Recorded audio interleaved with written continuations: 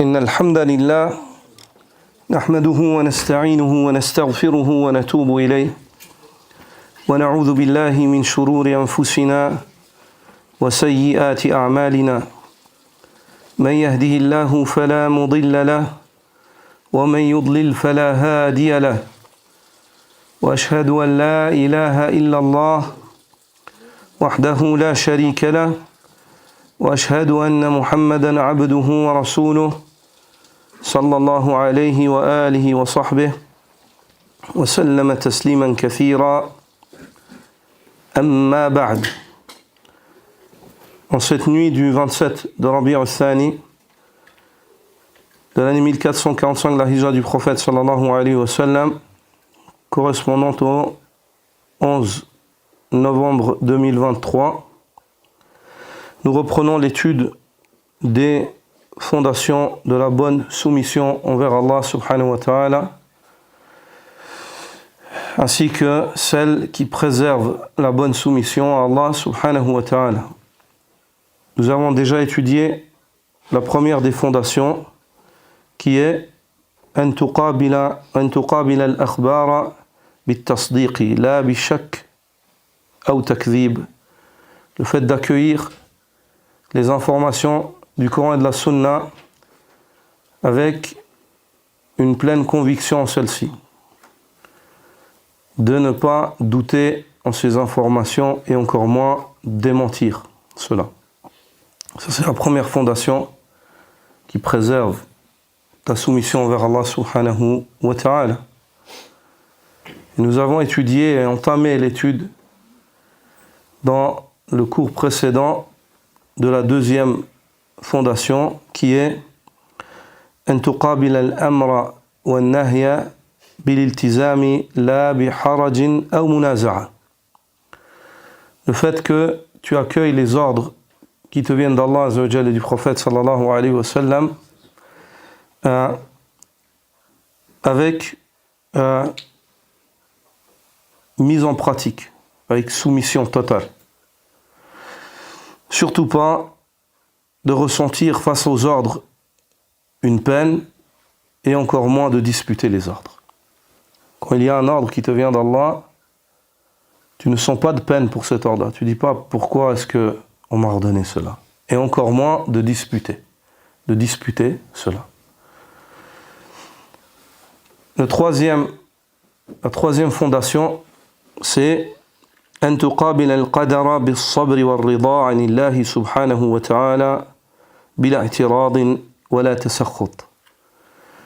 Le fait que tu accueilles le destin, la destinée d'Allah azza wa jalla, le qadar, avec patience et agrément.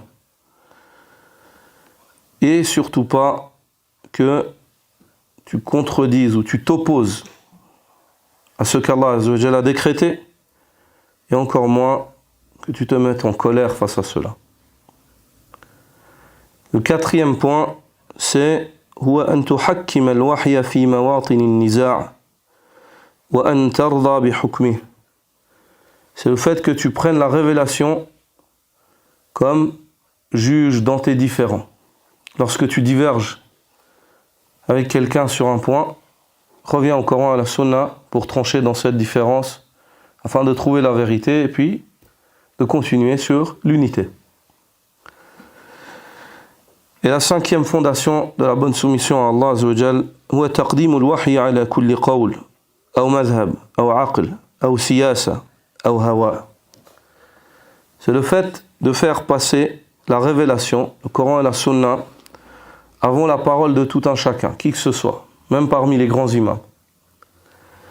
Et de la faire passer aussi avant toute école juridique, et de la faire passer avant tout raisonnement, et de la faire passer avant toute politique, et de la faire passer avant tout désir et toute passion.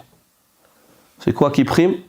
C'est quoi qui passe en premier? C'est Allah a dit et le prophète sallallahu alayhi wa sallam a dit. Quand ça vient, toutes les autres choses, elles tombent. Elles ne tiennent plus face à cela. Elles ne tiennent plus face à cela. Ça, c'est les 5 fondations. Dans le dernier cours, on s'est arrêté sur la deuxième fondation, on n'a pas terminé le cours sur cela. La deuxième fondation qui est أن تقابل الأمر والنهي بالالتزام بلا حرج أو منازعة.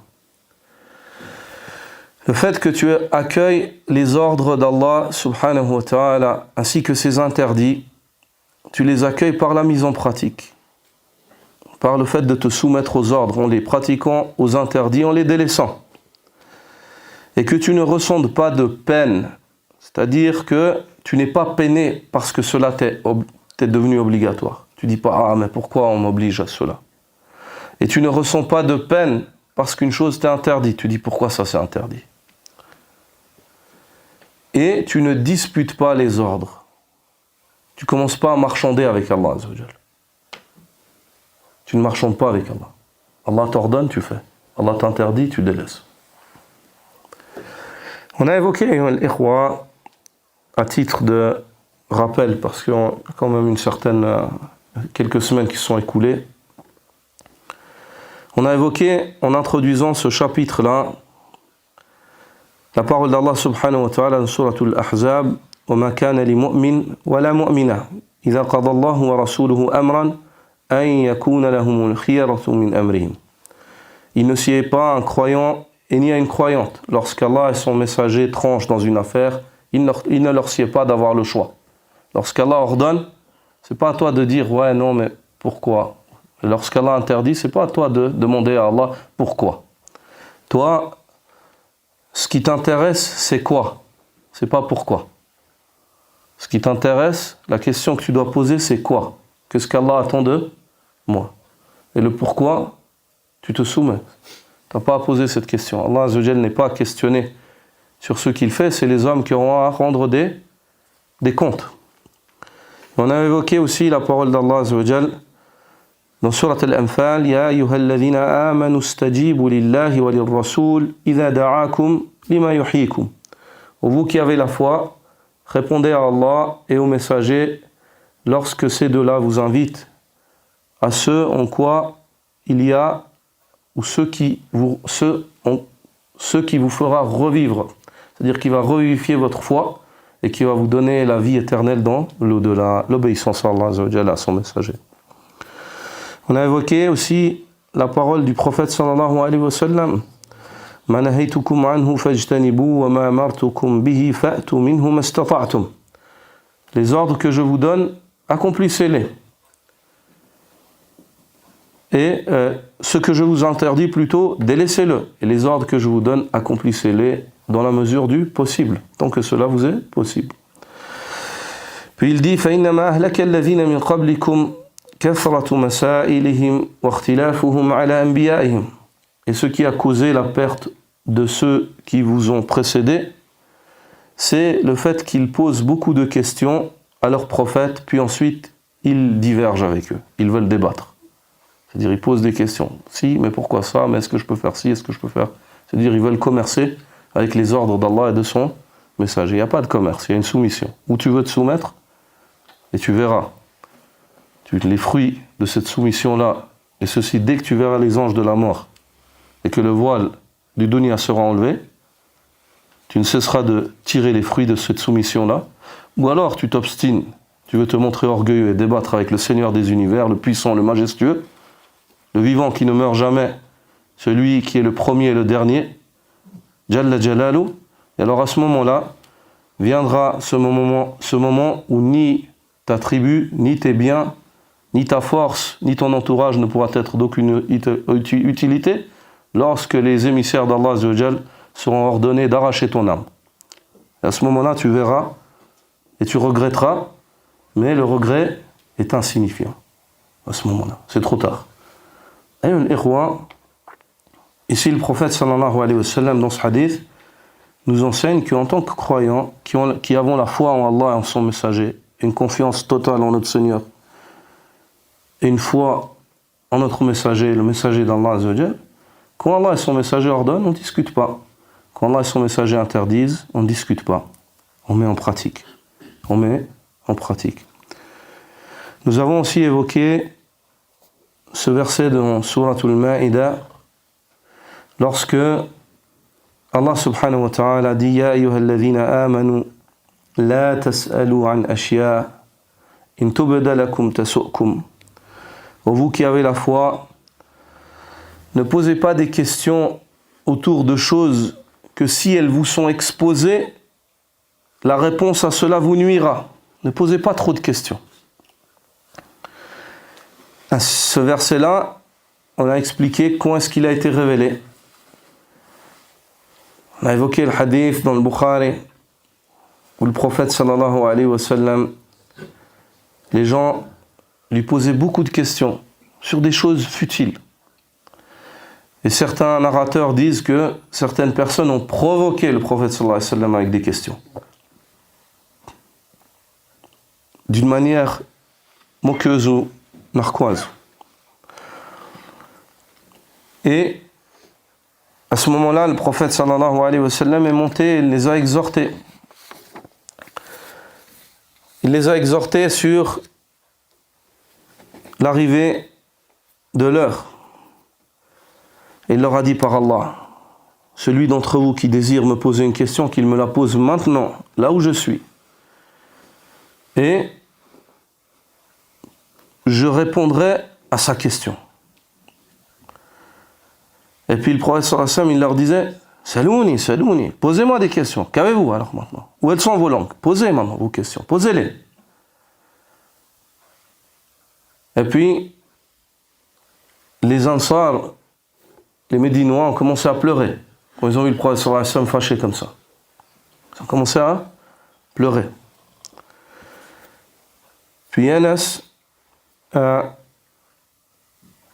dit, à ce moment-là, un homme s'est levé parmi ceux qui posent des questions, puis il a dit, très bien, je vais poser une question. Aïna madkhali? Où est-ce que je vais aller? Dans l'au-delà. Le prophète sallallahu alayhi wa sallam lui a dit, en enfer. Subhanallah. Allahu akbar. Il a dit, an-nar. Sallallahu alayhi wa sallam.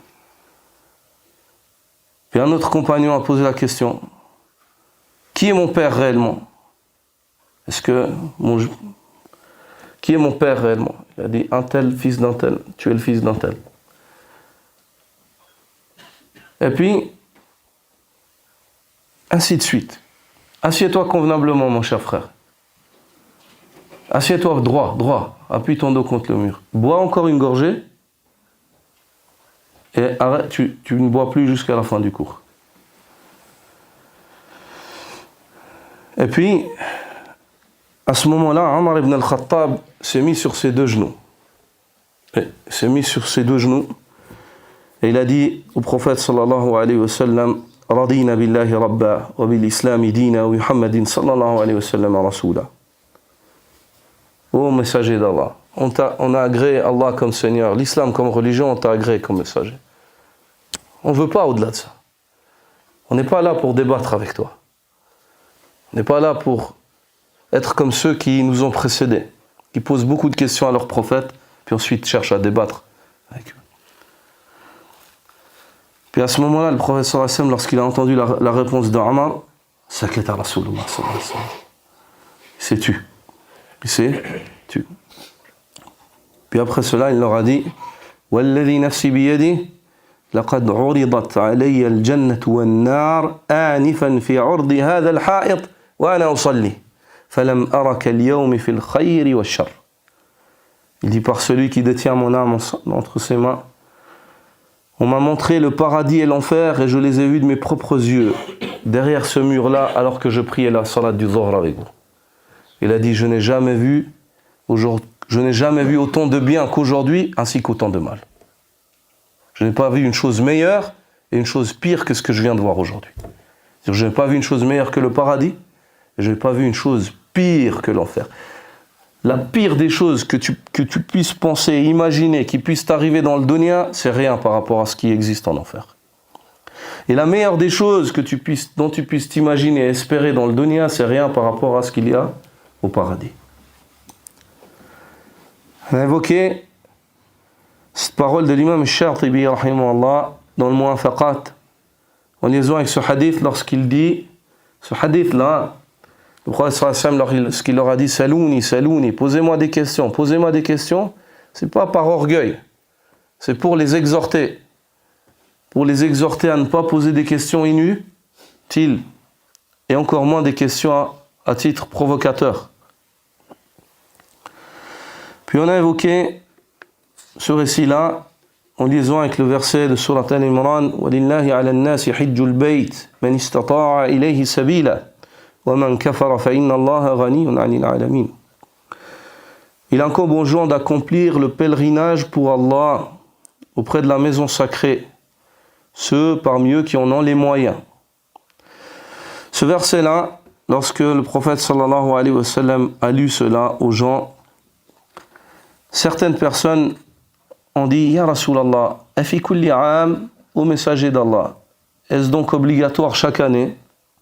Est-ce que le hajj est obligatoire chaque année ?» Le prophète sallallahu alayhi wa sallam n'a pas répondu. Les personnes ont de nouveau dit, parce qu'Allah dit « Walillahi ala nas hijjul bayt » il incombe aux gens d'accomplir le pèlerinage auprès de la maison sacrée pour Allah. Ils se sont imaginés, c'est un ordre, donc le hajj vient chaque année, donc chaque année, comme la salat, chaque jour. Ils ont posé une question. Et puis, le prophète sallallahu alayhi wa sallam n'a pas répondu. Ils ont réitéré leur question. Ils ont dit « Afi kulli aam » le prophète sallallahu alayhi wa sallam à nouveau, il s'est tu. Puis ils ont réitéré leur question. Afi kulli aam ya Rasulallah, est-ce que c'est chaque année au messager d'Allah? Il dit la walau qultu na'am la wajabat walau wajabat lama istata'tum. Il dit non, mais par contre, si j'avais dit na'am, ce serait obligatoire pour vous chaque année. Et si Allah vous aurait rendu cela obligatoire chaque année, vous n'auriez pu supporter cela. Vous n'auriez su supporter cela.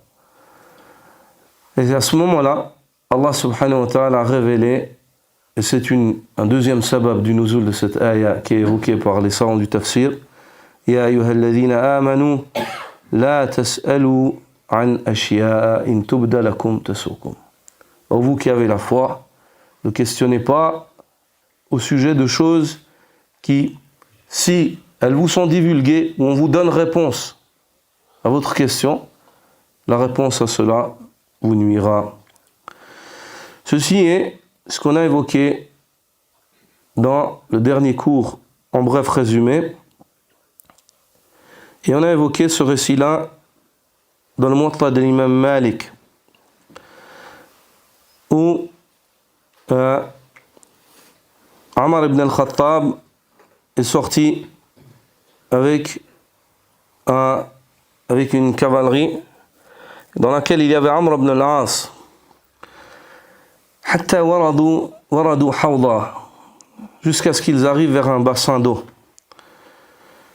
Amr ibn al-As a dit au propriétaire de ce bassin, Ya sahib al-hawd, hal taridu hawdak as-siba'.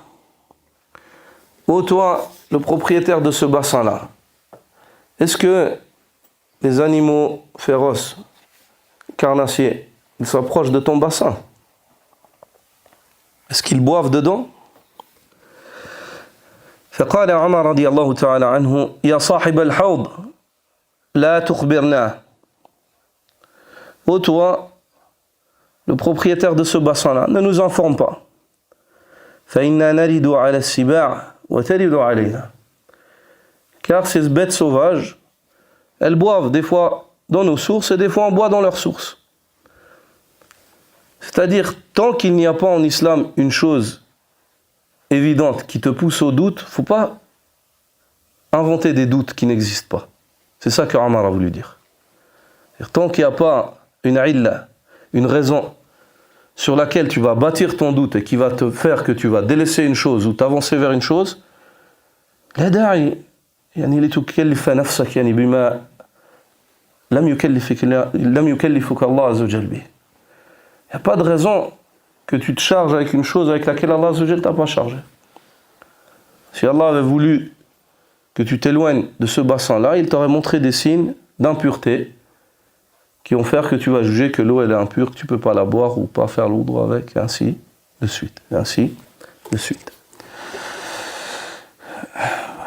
Cette semaine, nous allons reprendre à partir de cette parole d'Ibn al-Qayyim dans I'lam al-Muwaqqi'in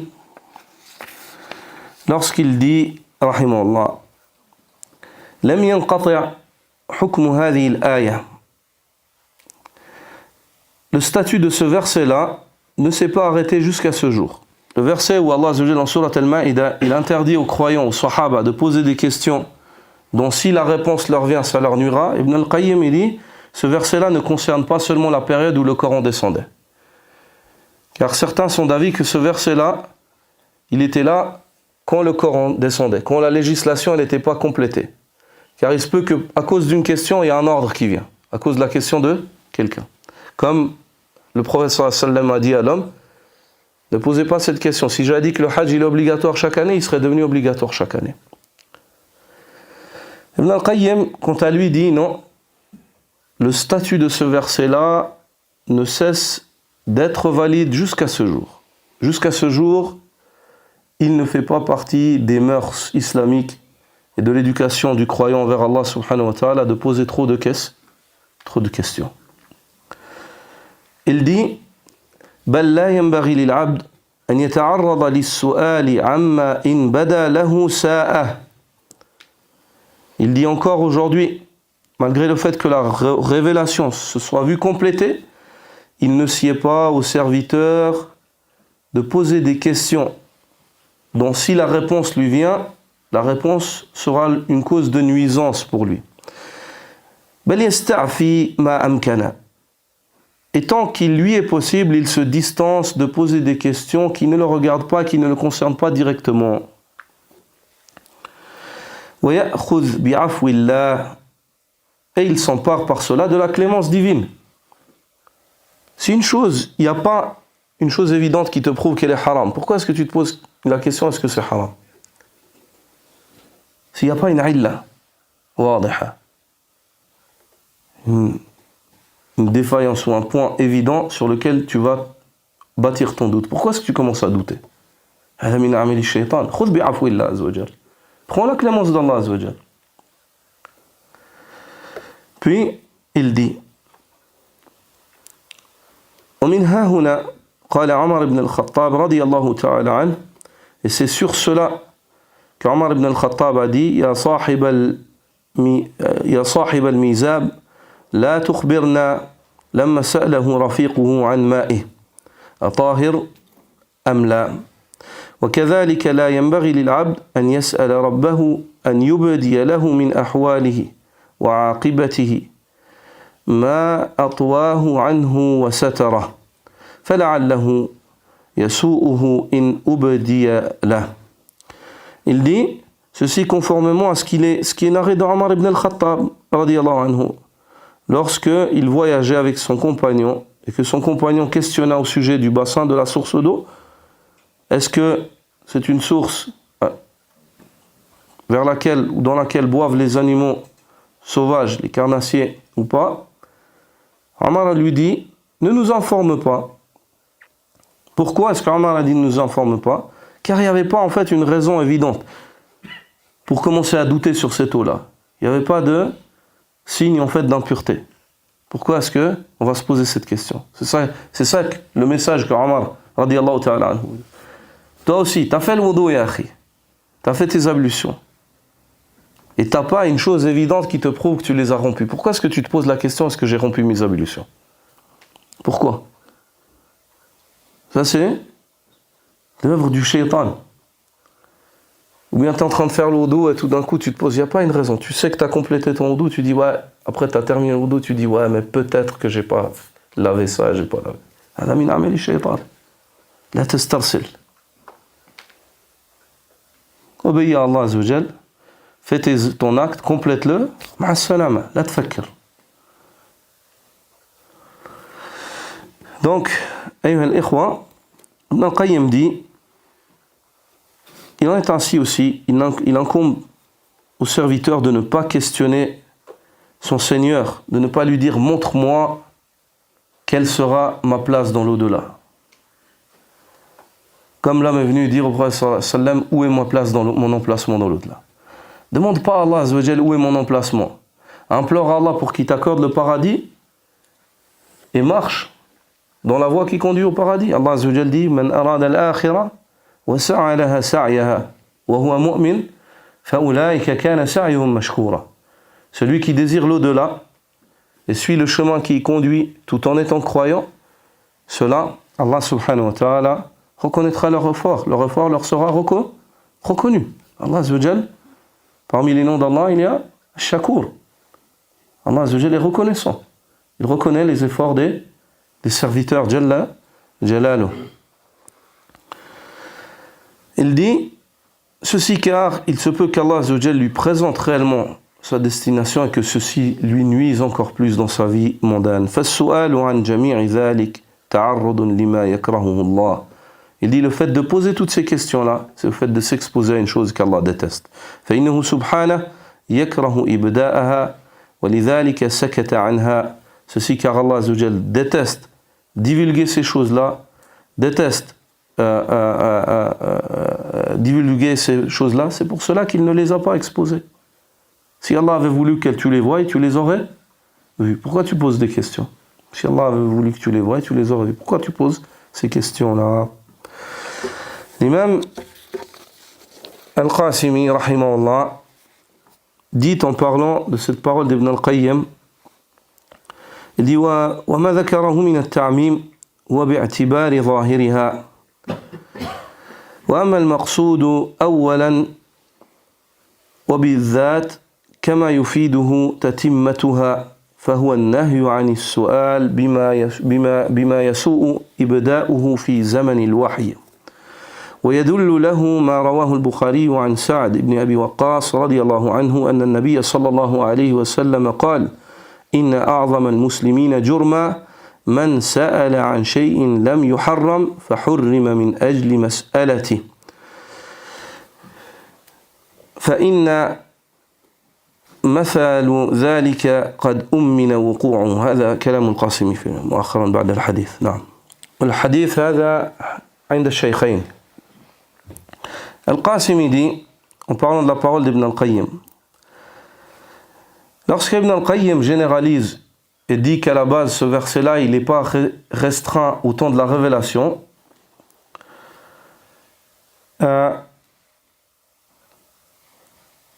il dit que ceci est acceptable dans le sens général du verset. C'est vrai que ce n'est pas restreint à la révélation, même si la base de ce verset-là il est descendu quand? Il est descendu à l'époque où les Sahaba, le prophète sallallahu alayhi wa sallam était vivant, à l'époque où la révélation elle n'est pas complète. Et à l'époque c'était très interdit de poser des questions, beaucoup de questions, des questions. Les Sahaba ne posaient pas de questions, ils posaient très peu de questions. Ils se gênaient du messager d'Allah. Et ils avaient peur en fait de poser des mauvaises questions.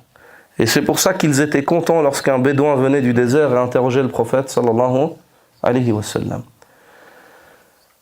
Et à cette époque-là, la question elle avait un grand impact, car il se peut que ta question elle soit une cause de facilité pour les musulmans, ou bien ta question elle soit une cause de difficulté pour la communauté. ila yawm al-qiyamah.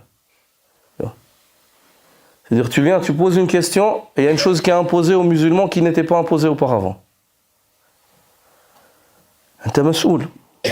Ou bien tu poses une question à l'époque de la révélation, comme les Sahaba qui ont posé la question pour les choses où l'homme oublie, où il fait une erreur par son savoir. Rabbana la tu'akhidna nasina aw akhta'na. Allah azza wa jalla, ils ont invoqué, ils ont dit: oh notre Seigneur, ne nous tiens pas pour charge si on oublie, on fait une erreur par oubli ou bien par erreur.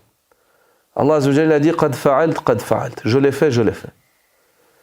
Et jusqu'au yawm al-qiyamah, les erreurs de la communauté, celles qu'ils font par oubli ou bien par ignorance, Allah subhanahu wa ta'ala, il ne leur tient pas pour compte. Regardez, la bonne parole des Sahaba, c'est une cause de rahma pour toute la communauté ila yawm al-qiyamah. Donc, vous voyez, la responsabilité, fi zaman al-wahy, elle est plus grande. Tandis qu'à notre époque, la responsabilité, elle est restreinte à toi. Et aujourd'hui, c'est-à-dire que Allah Azza wa Jalla le déteste, car Ibn al-Qayyim s'est argumenté avec ce verset-là, mais la base de ce verset-là, Al-Qasimi dit c'est surtout à l'époque des Sahaba où le prophète sallallahu alayhi wa sallam était vivant et la révélation n'était pas terminée. Il s'argumente avec ce hadith de Sa'd ibn Abi Waqqas qui se trouve dans les deux sahih où le prophète sallallahu alayhi wa sallam dit Inna a'zama al-muslimina jurma man sa'ala an shay'in lam yuharram fa hurrima min ajli mas'alati. Le musulman qui a commis le plus grand des crimes, c'est celui qui pose une question au sujet d'une chose qui n'est pas interdite, puis tout d'un coup elle devient interdite à cause de ça. Qu'est-ce? Tiens. C'est-à-dire il a été une cause pour rendre l'affaire encore plus difficile aux autres musulmans. وقد أخرج الإمام مسلم من حديث أبي هريرة رضي الله تعالى عنه أنه قال رسول الله صلى الله عليه وسلم إن الله يرضى لكم ثلاثة ويكره لكم ثلاثة فيرضى لكم أن تعبدوه ولا تشركوا به شيئا وأن تعتصموا بحبل الله تعالى جميعا ويكره لكم قيل وقال وكثرة السؤال وإضاعة المال. Abu Huraira dit, le prophète sallallahu alayhi wa sallam a dit, Allah agrée de votre part trois choses et il déteste de votre part trois autres. Il en déteste trois autres. Il agrée de votre part que vous l'adoriez sans lui donner quelconque associé. Et il agrée de votre part que vous accrochiez à l'anse d'Allah, à la religion d'Allah, au Coran, à la Sunna, tous ensemble, jami'a. Et il déteste de votre part qil wa qal, des paroles infondées et inutiles. Wa kathratu su'al, et beaucoup de questions, le fait que vous posiez beaucoup de questions. Wa ida'atul mal, et le fait que vous gaspillez indûment votre argent, vos biens. Allah Azza wa Jalla déteste cela. Wa akhraj al-imam Muslim رحمه الله تعالى في صحيحه أن النبي صلى الله عليه وسلم قال ذروني ما تركتكم فإنما هلك من كان قبلكم بكثرة سؤالهم واختلافهم على أنبيائهم فإذا أمرتكم بشيء فأتوا منه ما استطعتم وإذا نهيتكم عن شيء فدعوه. Le prophète sallallahu alayhi wa sallam dit restez sur ce sur quoi je vous ai laissé. Sachez que ce qui a causé la perte de ceux qui étaient là avant vous, c'est le fait qu'ils posaient beaucoup de questions à leurs prophètes et puis ils divergeaient avec ceux-ci. Donc, lorsque je vous donne un ordre, acquittez-vous-en tant que cela vous est possible. Et lorsque je vous interdis une chose, délaissez-la. Il est primordial de ne pas discuter les ordres d'Allah subhanahu wa ta'ala. Allah subhanahu wa ta'ala nous donne un exemple dans le Coran, dans Surat al-Baqarah. Cette sourate-là, la sourate la plus longue du Coran, elle tient son nom de ce récit, du récit de Baqaratu Bani Israël, de la vache des fils d'Israël. Ce récit-là, ayyuha al-ikhwa, c'est le récit d'un homme qui tue un de ses proches. Un homme qui tue un de ses proches. Et qui essaye de dissimuler son homicide parmi les fils d'Israël. Et puis, ils s'en vont vers Moussa afin de trouver une solution pour retrouver le meurtrier.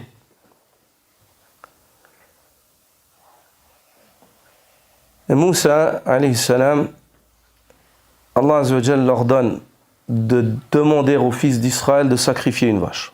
فَذْبَحُوا بَقَرَةً. Sacrifier une vache. Au début, ce qu'il leur est demandé, c'est une vache. Au point où Cheikh Ibn Uthaymin, rahimahullah, lorsqu'il commente ce verset-là, il narre certains récits des salafs qui disent que s'ils avaient pris la première vache qui passait, ils l'avaient sacrifiée, la qubilat. Allah aurait accepté d'eux. Mais ils ont dit à Moussa, atastahzi'u minna, est-ce que tu te moques de nous?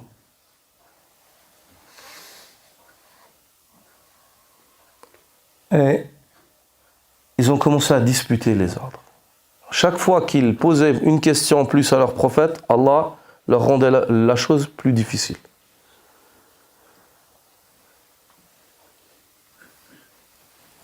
Une vache de couleur jaune, une vache comme ci, une vache comme ça. Chaque fois, ça devenait plus difficile au point où on avait des critères. Allah leur rajoutait. Alors c'est comme ça. Ils posaient une question, Allah leur rajoutait. Une vache de couleur jaune. Une vache qui n'a jamais porté. Une vache comme ci, comme ça. Ça devenait très difficile de trouver une vache avec tous ces critères-là. Jusqu'à ce qu'ils en aient trouvé une. فَذَبَحُوهَا وَمَا كَادُوا يَفْعَلُونَ. Ils l'ont sacrifié et ils étaient à deux doigts d'abandonner, de ne pas réaliser l'ordre qu'Allah leur a demandé. Allah leur a ordonné de frapper le mort avec une partie de la vache. فَاضْرِبُوهُ بِبَعْضِهَا. Subhanallah, ce qui est intéressant de noter, c'est que certains musulmans viennent et posent la question: Ya imam, bimada umiru bi ay juz umiru bi an yadribu al-mayyit? ايش الفائدة؟ بهذا السؤال أنت وقعت فيما نهى عنه النبي صلى الله عليه وسلم.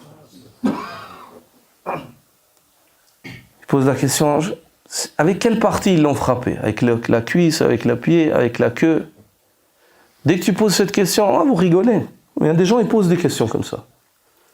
Wallah, ils posent des questions comme ça. Tu poses cette question-là, ça prouve que tu tombes dans ce que le prophète sallallahu alayhi wa sallam a interdit. Kasratu su'al. Ma yakrahu Allah azza wa jalla. Cheikh Ibn Uthaymin dit, si Allah avait voulu que tu saches quelle partie et qu'il y avait une fa'ida, la akhbarak.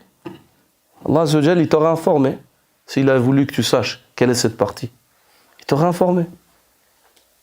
سكت عنه لا تسأل.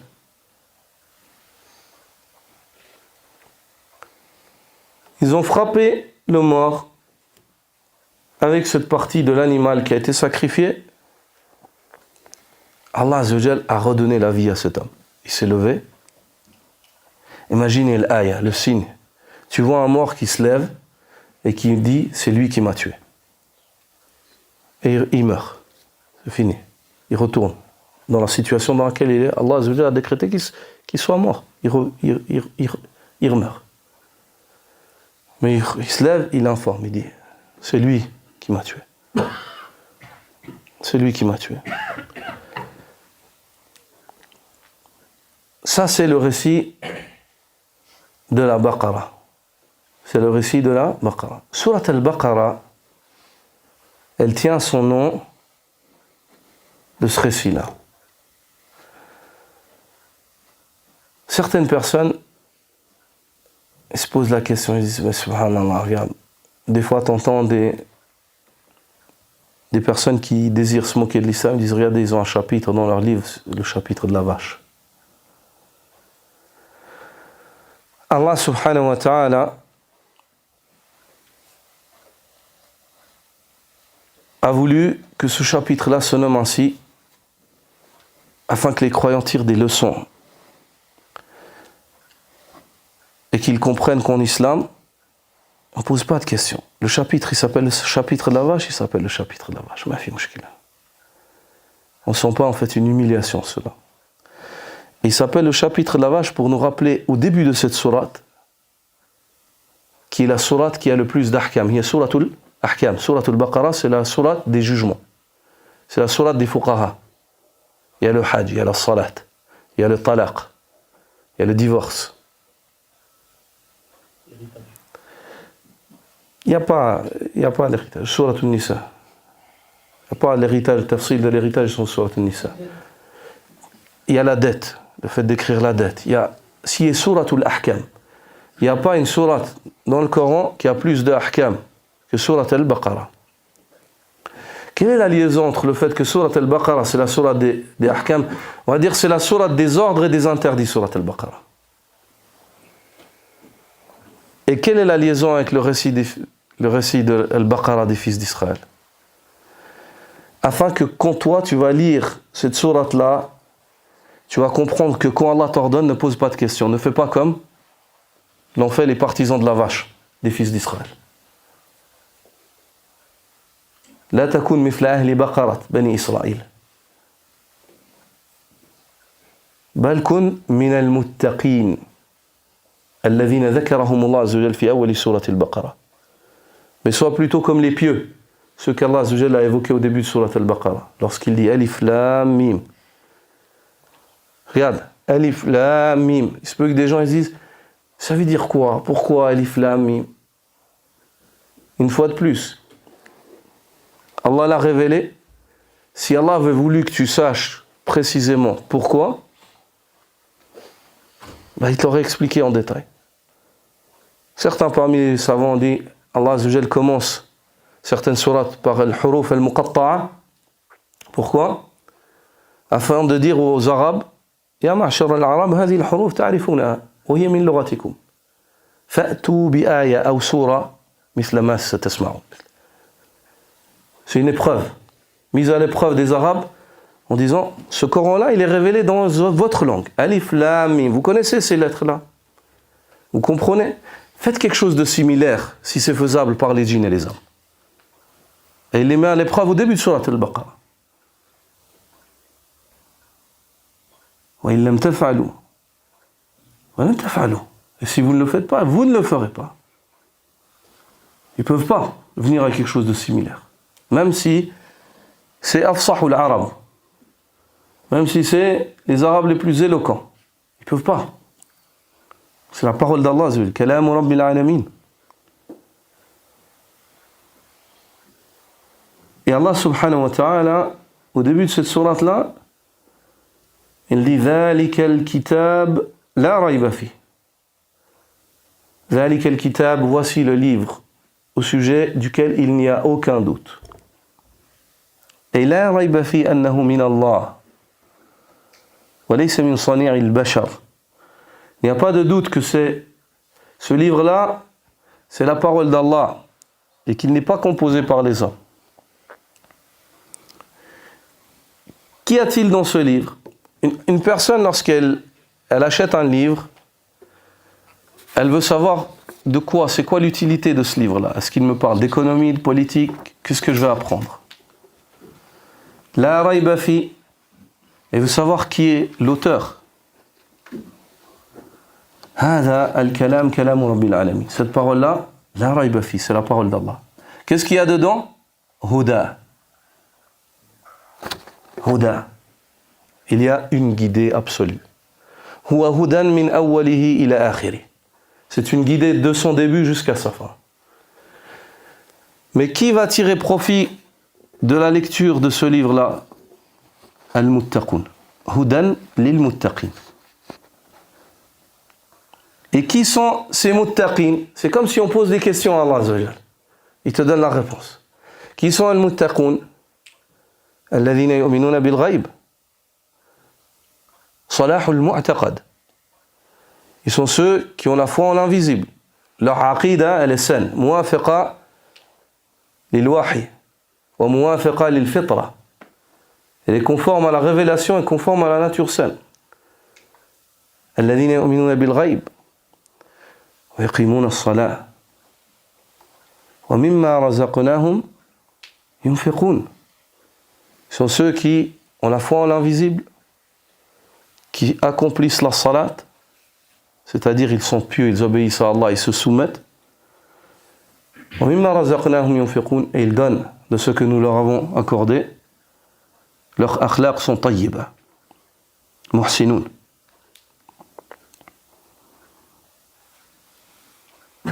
أولئك على هدى من ربهم وأولئك هم المفلحون.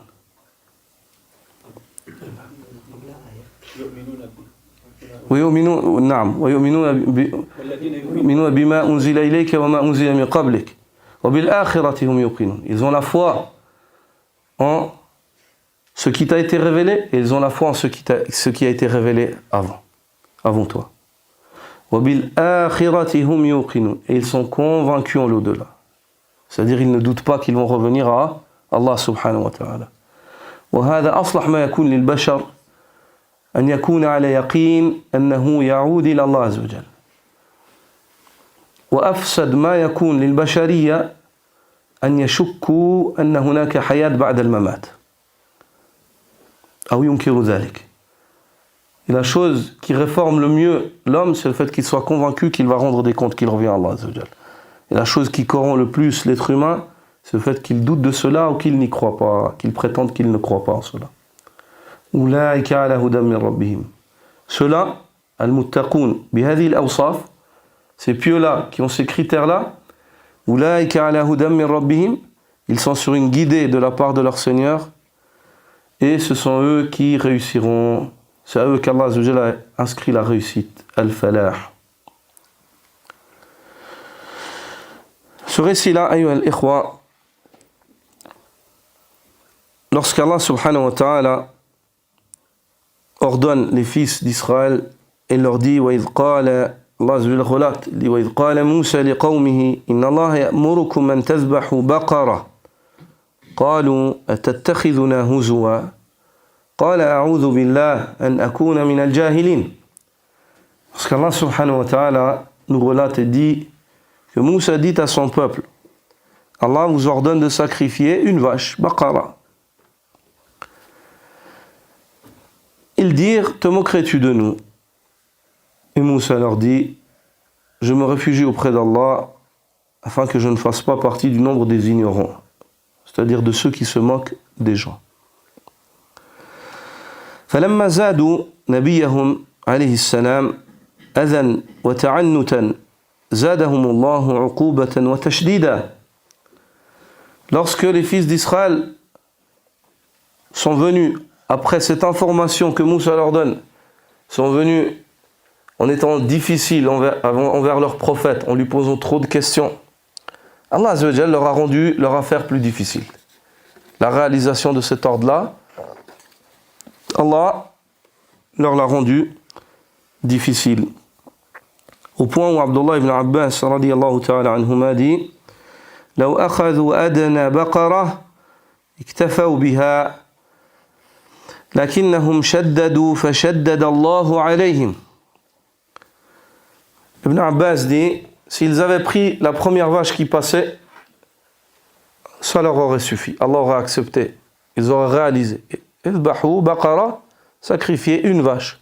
Première vache qui passe. Mais ils ont commencé à poser des questions. Ibn Abbas dit, ils se sont montrés difficiles et Allah leur a rendu l'affaire difficile.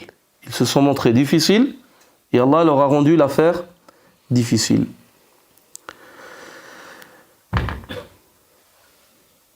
Et les sahaba, les compagnons du prophète sallallahu alayhi wa sallam, étaient totalement à l'opposé de cela. Ils disaient sami'na wa ata'na, nous avons entendu et nous avons obéi. Abdullah ibn Mas'ud radiyallahu ta'ala anhu, comme le rapporte l'imam al-Bukhari dans son sahih, dit shahidtu min al-Miqdad ibn al-Aswad mashhada lan akuna sahibahu ahabbu ilayya mimma udila bih. J'ai vu une situation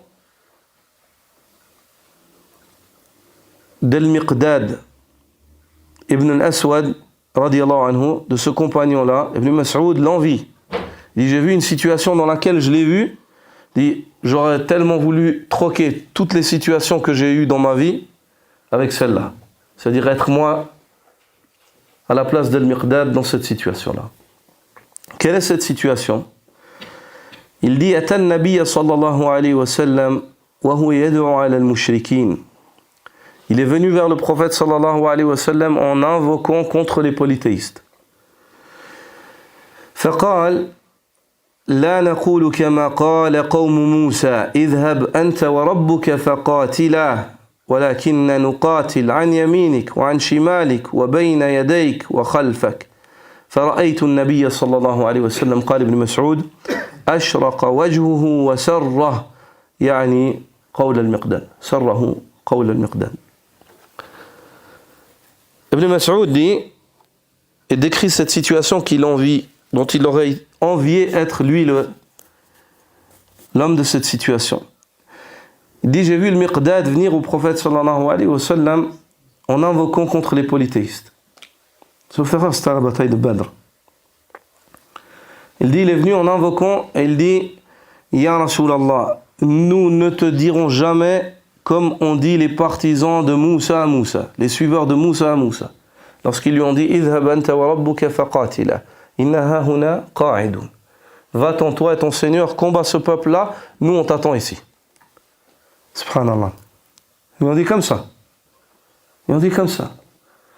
Le Miqdad dit on ne te dira jamais comme ça, Ya Rasulallah. Bien au contraire, nous allons combattre à ta droite.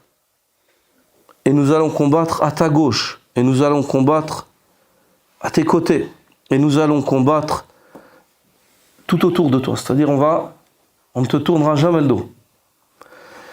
Ibn Mas'ud dit, j'ai vu le visage du prophète sallallahu alayhi wa sallam s'illuminer et devenir encore plus radieux quand il a entendu ça. Il était tellement heureux d'entendre son compagnon lui dire de telles paroles. Ibn Mas'ud, c'est pour ça qu'il dit, j'aurais tellement envié être à la place d'elle, j'aurais pu troquer tout ce que j'ai fait dans ma vie juste contre cet instant. J'aurais été prêt à l'échanger. Ibn Abd al-Barr narre dans son livre Jami' Bayan al-Ilm avec une chaîne de transmission qui est jugée bonne par certains savants du hadith.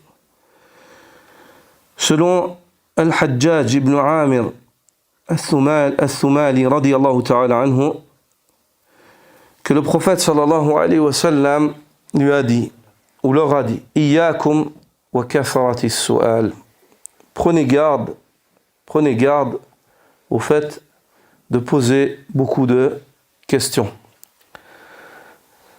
وروي عن أبي ثعلبة الخشني رضي الله تعالى عنه أن النبي صلى الله عليه وسلم قال إن الله تعالى فرض فرائض فلا تضيعوها وحد حدودا فلا تعتدوها وحرم أشياء فلا تقربوها وترك أشياء من غير نسيان فلا تبحثوا عنها.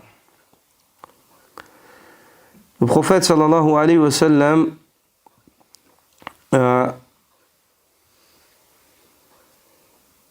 même ce hadith-là, il y a un qita' dans la chaîne de transmission rapporté par l'imam Dar-Qutni, Malahu Shawahid. Il a des témoignages dans d'autres hadiths. Le prophète sallallahu alayhi wa sallam, selon Abu Tha'laba, dit que le prophète sallallahu alayhi wa sallam aurait dit, certes Allah a imposé des obligations, ne les délaissez pas. Il a établi des limites, ne les piétinez pas. Il a interdit certaines choses, ne vous en approchez pas. Et il a délaissé d'autres. Il ne vous les a pas interdites et il n'a pas fait cela car il a oublié. Donc ne cherchez pas au sujet de ces choses-là. Ne questionnez pas au sujet de ces choses-là. C'est-à-dire qu'il a interdit des choses, ne vous approchez pas de celles-ci. Et d'autres choses, il ne vous les a pas interdites, et il ne vous les a pas interdites parce qu'il a oublié d'émettre un jugement sur ça. Il ne vous les a pas interdites car il n'a pas voulu vous les interdire. Ne cherchez pas, ne fouillez pas sur le statut de celle-ci. Et dans un hadith qui est extrait par l'imam Tirmidhi, selon Salman al-Farisi radiyallahu ta'ala anhu, ce hadith est jugé bon par Cheikh Nasr rahimahullah dans sa correction du Jami'. Salman al-Farisi dit سئل رسول الله صلى الله عليه وسلم عن أشياء فقال الحلال ما أحل الله في كتابه والحرام ما حرم الله في كتابه وما سكت عنه فهو مما قد عفى عنه فلا تتكلفوا. Le prophète sallallahu alayhi wa sallam dit le halal, c'est ce qu'Allah, le licite, c'est ce qu'Allah a rendu licite dans son livre. Et l'illicite, c'est ce qu'Allah azza wa jal a classé comme illicite dans son livre ou a évoqué comme illicite dans son livre. Puis Allah subhanahu wa ta'ala s'est abstenu de vous évoquer certaines choses dont il vous a fait clémence, c'est-à-dire il ne vous les a pas rendues illicites. فَلَا تَتَكَلَّفُوا. Ne vous surchargez donc pas. Ne vous surchargez donc. Ne vous surchargez donc pas. Ce hadith-là, comme il est étonnant de voir le tanaqud, la contradiction dans laquelle Allah Azza wa Jalla fait tomber Ahlul Bid'ah, les innovateurs. Il y a une secte qui se nomme Al-Qur'aniyoun, les coranistes. وأصل هؤلاء أنهم يكتفون بالقرآن. Et la base de ces gens-là, c'est qu'ils disent qu'ils peuvent se suffire du Coran. C'est-à-dire, et puis, ils ont des shubuhat tirés du Coran. Comme l'avaient les Khawarij, auquel Ali radiallahu anhu a dit قولكم حق والمراد به باطل. Votre parole est vraie, ce qui est voulu par cela c'est faux. C'est-à-dire, vous avez placé la parole d'Allah là où elle n'a pas sa place, vous l'avez interprétée faussement. Ils disent par exemple وَمَا كَانَ رَبُّكَ نَسِيًّا, et ton Seigneur nommé rien. مَا فَرَّطْنَا فِي الْكِتَابِ مِنْ شَيْءٍ, nous n'avons rien omis d'évoquer dans le livre. Non. Ces gens-là, subhanallah, des fois viennent, et puis, par exemple, comme ce hadith-là, ils le prennent et disent, ouais, et même vous qui voyez dans la sunna que vous pouvez prendre la sunna, ils disent, bah, il y a ça dans la sunna. Et ils évoquent, par exemple, ce hadith-là. Ils disent, Al-halal ma ahallahu Allah fi kitabi wal-haram ma harramahu Allah fi kitabi. Ça veut dire, iktafu bil kitab, yani. هذا المعني عندهم. Alors que Allah subhanahu wa ta'ala dans le kitab يأمرك بالأخذ عمن عن الرسول ما أتاكم الرسول فخذوه وما نهاكم عنه فانتهوا. Ce que le messager vous donne, prenez-le. Ce que le messager vous interdit, délaissez-le. Délaissez-le. Mais toute personne, subhanallah, qui sort de la sunna du prophète sallallahu alayhi wa sallam, Allah azza wa jalla yudhilluhu bit-tanaqud. Toute personne qui sort de la sunna du prophète sallallahu alayhi wa sallam, Allah azza wa jalla l'humilie par la contradiction. C'est pour ça que Ibn Qayyim rahimahullah dit, parmi les plus grands critères des innovateurs, c'est le tanaqud. Min akbar alamat ahli al-bid'ah at-tanaqud. At-tanaqud. C'est le fait qu'ils se contredisent. À un moment il va dire ça, à un moment il va dire ça, à un moment il va dire ça. Parce qu'ils n'ont pas d'usul. Ils ne sont pas sur le sirat, siratullah al-mustaqim, sur le droit chemin d'Allah subhanahu wa ta'ala. Et le prophète sallallahu alayhi wa sallam a évoqué la venue de ces gens qui diront prenez que du Coran et délaissez le reste. Il a dit ala yushiku rajulun muttaki'un ala arikati يقول عليكم بهذا القرآن ما وجدتم فيه من حلال فأحلوا وما وجدتم فيه من حرام فحرموا ألا إنما حرم رسول الله كما حرم الله قال النبي صلى الله عليه وسلم. Il dit viendra un temps où tu trouveras une personne vautrée sur son divan. Et il dira aux gens, prenez que du Coran. Ce que vous trouvez comme halal dans le Coran, dites qu'il est halal. Dites que c'est halal. ce que vous trouvez comme haram dans le Coran, dites que c'est haram. C'est-à-dire, contentez-vous du Coran et délaissez la Sunna. Le prophète sallallahu alayhi wa sallam à ce moment-là dit, n'est-ce pas que ce que le messager d'Allah interdit est comparable à ce qu'Allah a interdit. Il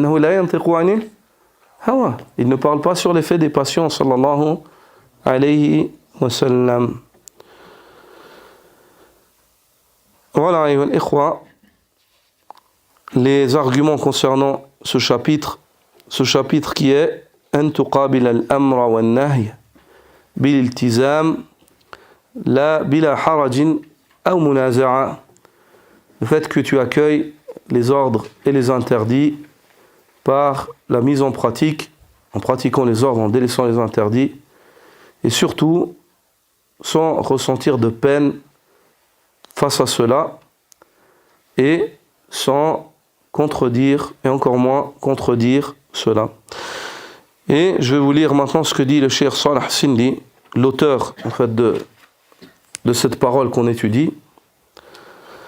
Il dit, Salih Sindi, hafidhahullah, إذا جاءك الطلب أمرا أو نهيا فقابل ذلك بالالتزام. Lorsque te vient l'ordre d'Allah, la demande divine qui implique le fait de faire une chose ou de la délaisser, mets cela en pratique.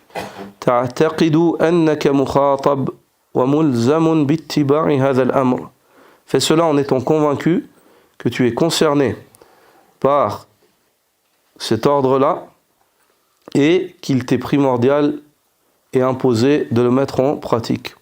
وأنه لا يسعك الخروج عنه. Et qu'il n'était absolument pas permis de sortir de cet ordre-là, de le délaisser. أنت ملزم ومطالب تعتقد هذا في سويداء قلبك.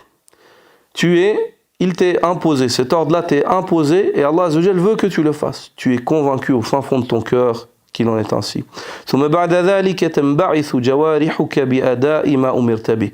Et lorsque cette conviction elle émane du cœur, à ce moment-là, tu verras que tes membres se mettent en action pour réaliser ce qu'Allah Azza wa Jal t'a ordonné et dont tu es convaincu que c'est l'ordre qui te vient de ton Seigneur. أو بالكف عما نهيت عنه. Ou bien alors, tes membres se mettent en action pour pratiquer ce qui t'a été ordonné, ou bien tes membres se mettent en action pour se retenir face à ce qui t'a été interdit. ولا تقابل هذه الأوامر بالمنازعة.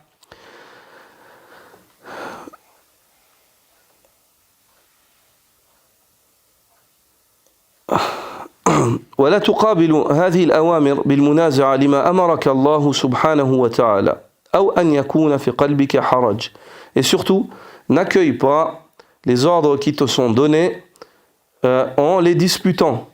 Ou bien alors, n'éprouve pas de peine face à ce qui t'a été ordonné, que ce soit l'ordre d'accomplir un acte ou l'ordre de délaisser une chose.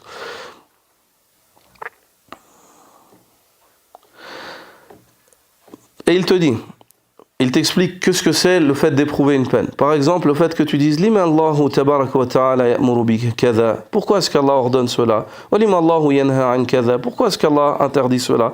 Fa inna hadha yabdu annahu mukhalifun lil hikma. Ceci car une personne qui pose cette question, c'est une personne qui n'est pas convaincue de la sagesse absolue d'Allah subhanahu wa ta'ala dans les ordres qu'il donne. Hadhari min dhalika ya Abdallah. Il dit je t'avertis donc face à ce comportement au serviteur d'Allah. N'aie jamais ce comportement. Qui est le fait de te poser la question, pourquoi est-ce qu'Allah m'a ordonné de prier ces 5 prières? Pourquoi est-ce que c'est 5 rak'at? Pourquoi est-ce que c'est 4 rak'at et pas 5? Pourquoi est-ce que je dois jeûner le mois de Ramadan et pas le mois de Sha'ban? إيش هذا السؤال؟ إيش هذا؟ في فائدة؟ Il n'y a aucun bénéfice à cela. Et encore moins le fait que tu éprouves de la peine. Tu dis, subhanallah, si seulement le riba s'était permis, j'aurais pu faire de l'argent, j'aurais pu acheter une maison, d'éprouver. N'éprouve jamais de peine dans ton cœur. Allah interdit, alhamdulillah, dunya hadi, daru mamar, laysa daru qarar. C'est une demeure passagère, on est de passage ici. On n'est pas là pour l'éternité. On ne s'est pas installé pour toujours ici. Puis il dit, إياك أن تنازع الآمر في أمره. Prends donc garde, ne dispute jamais le donneur d'ordre dans l'ordre qu'il te donne. Ne dispute jamais Allah Azza wa Jal dans les ordres qu'il te donne. Sallam wa ad'in wa abshir bil khayr. Soumets-toi entièrement et obéis. Et je t'annonce, prépare-toi à recevoir des bonnes nouvelles. Mastourdiqa alayk.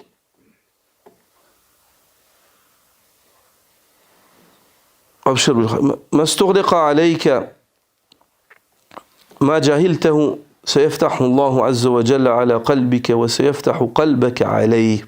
Je t'annonce la bonne nouvelle. Si tu obéis à Allah Azza wa Jalla et tu patientes, sache que les portes que tu penses,